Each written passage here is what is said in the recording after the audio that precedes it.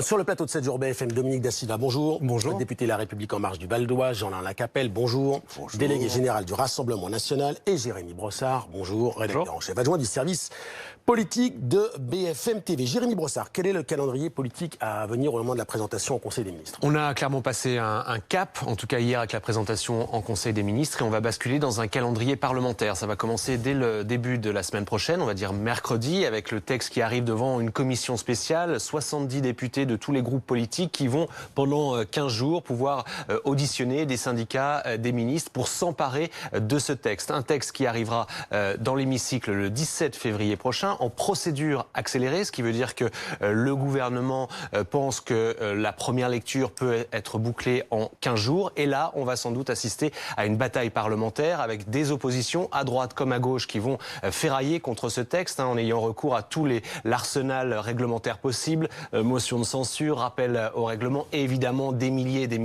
d'amendements attendus. Le gouvernement aimerait faire vite parce que ce débat, il va coïncider avec la campagne des municipales et il y a des craintes effectivement que cela pollue clairement la campagne qui arrive et le scrutin municipal des 15 et 22 mars prochains. Voilà le contexte. Le gouvernement espère boucler en tout cas cette première lecture autour début mars, en tout cas avant la pause parlementaire qui doit précéder justement ces élections municipales. Dominique Da Silva, on écoutait évidemment Jérémy Brossard, mais on va voir ce reportage sur la contestation sociale. Pour vous, c'est une bonne nouvelle, même si ça s'annonce compliqué, ce débat parlementaire.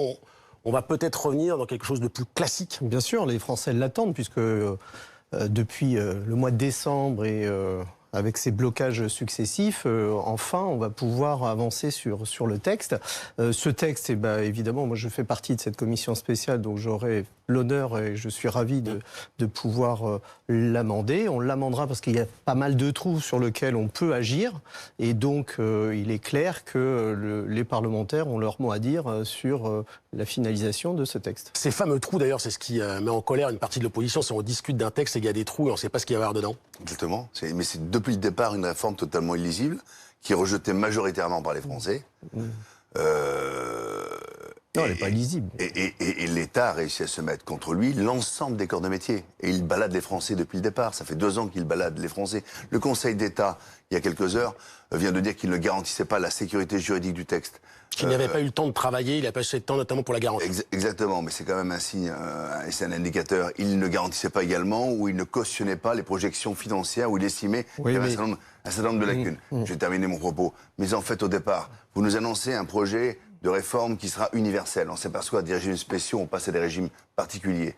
Vous nous dites que l'âge pivot va être suspendu. Dans toutes les études d'impact qui ont fuité la semaine dernière dans le monde, on s'aperçoit que l'âge pivot, non seulement vous le décalez à 64 ans, mais même à 65 ans. Donc finalement, cet âge pivot qui devait être suspendu ne l'est pas. Vous calculez nos carrières sur l'ensemble, enfin nos pensions sur l'ensemble de la carrière, ce qui va bien sûr impacter à la baisse. Donc on est bien sur un coup de rabot, on va travailler plus pour gagner moins. Et tout ceci autour d'un système à points qui est votre petit bouquet final, le système à points, dont on sait qu'il sera piloté par Bercy. Car quand vous dites qu'il sera accompagné ou piloté par les partenaires sociaux, vous n'oubliez pas de terminer et de conclure la phrase ou la déclaration que ce sera le Parlement qui le contrôlera, donc le gouvernement, donc Bercy. La réponse de Dominique. Écoutez, si l'espérance de vie s'allonge, croyez-moi que votre projet de prendre sa retraite à taux plein à 60 ans, personne n'y croit. 40 annuités minimum, monsieur. Oui, mais attendez, non, mais continuez. C'est moins que... Ne déformez pas notre propos. Non, mais c'est moins que la réforme des socialistes. Donc vous voyez que, bon, je ne pense pas que les Français puissent croire un seul instant qu'avec un allongement, ou alors il faudrait espérer un coronavirus qui viendrait atteindre les plus de 70 ans, parce que je ne vois pas comment on pourrait équilibrer... C'est joli. Non, mais ce que je veux dire par là... C'est bien comme argument, ça, les Français vont apprécier. Justement, non, parce que justement, ce que vous proposez, ça ne tient pas la route. Et finalement, votre projet, il est France Monsieur, moi, je ne suis pas au pouvoir. D'abord, c'est pas une retraite à 60 ans que l'on propose. Si, c'est clairement... Avec 40 annuités minimum. Et alors, donc, 40 ans, c'est 3 annuités de moins que la réforme des socialistes. Monsieur le député, ce que j'ai compris, c'est que votre projet de réforme devait normalement maintenir notre système de retraite parce qu'à 2025, il devait y avoir 7 à 15 milliards de déficit. Un économiste, votre confrère ce matin, Emmanuel, Le Chypre. Exactement, annonçait que le coût de ce projet va dépasser les 100 milliards d'euros. Les 100 milliards d'euros. J'ai juste une dernière C'est ce qui question a été à tous les deux. La bonne annoncé. nouvelle, c'est que depuis quelques heures, on va pouvoir se mettre sur un simulateur et voir. Est-ce que vous l'avez fait et est-ce que Mais les simulateurs n'y comprennent rien du tout. Non, mais là, il y a un simulateur officiel. Je ne parle pas des simulateurs qui ont été mis en place il y a quelques mois. Aujourd'hui, moi, je suis un simulateur, vous savez, personnel, qui me permet aujourd'hui de savoir combien demain sera ma retraite. Aujourd'hui, ce simulateur, il n'existe pas. Mais ce qui me pose un vrai problème. En quelques jours, la réponse Est-ce de que vous savez quelle sera votre retraite avec le système actuel? Non plus. Mais ce qui me pose un vrai problème aujourd'hui, c'est que vous êtes en train d'avouer un échec. Mais non, mais celui que vous n'aurez pas à combattre le chômage. Alors que si vous mettiez, franchement, dans un cercle vertueux, sachez que 1 million de chômeurs en moins, on en a 6 aujourd'hui en France, 1 million de chômeurs en moins, c'est 25 milliards. En 30 secondes, mais alors, 30 secondes la réponse de Miguel Silva, parce que j'entends, mais non, mais développer l'individu. Monsieur Lacapelle, justement, on n'a pas entendu monsieur. J'entends bien que votre projet pour partir à 60 ans avec 40 annuités, c'est qu'il y ait effectivement tout le monde au travail. Ça veut dire que vous voulez rendre le travail obligatoire, voire peut-être même le travail des plus jeunes, des enfants, je ne sais pas. Mais très concrètement, il n'y a aucun pays au monde qui aujourd'hui, dans les projections d'espérance de vie, propose aujourd'hui un départ à 60 ans. C'est pas vrai.